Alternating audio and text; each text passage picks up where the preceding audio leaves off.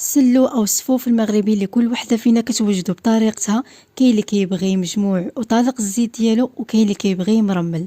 في هذا الفيديو غنوجدو معاكم بطريقتي كيجي لذيذ بزاف ومقرمش. وبالنسبه للمكونات غتلقاوها مكتوبه اسفل الفيديو بالتدقيق. واول حاجه كناخذ 2 كيلو ديال الدقيق اللي مخلط ما بين الدقيق الابيض والدقيق الكامل، كيلو ديال الزنجلان اللي محمر ومطحون على هذا الشكل، كيلو ديال الإلال اللي محمر ومطحون مزيان ومغربل بالغربال الرقيق، كيلو ديال اللوز اللي محمر ومطحون على هذا الشكل، كيلو كاوكاو اللي مقلي ومطحون على هذا الشكل، ما طحناهمش بزاف باش يجي السلو مقرمش، 6 معالق ديال القرفه و7 معالق ديال النافع وحبه حلاوه مطحونين، نص كيلو ديال الزنجلان اللي محمر وما مطحونش. كنخلط النواشف وكنزيد نص كيلو ديال الكاوكاو اللي مقلي وما مطحونش كان بقى ليا وزدته في الاخر.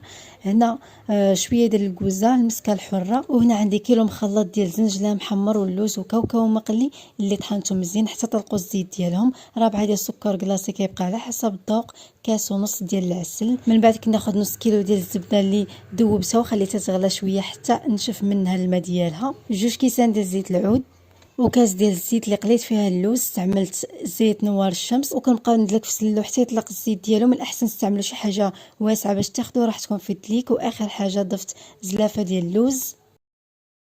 صحه والراحه.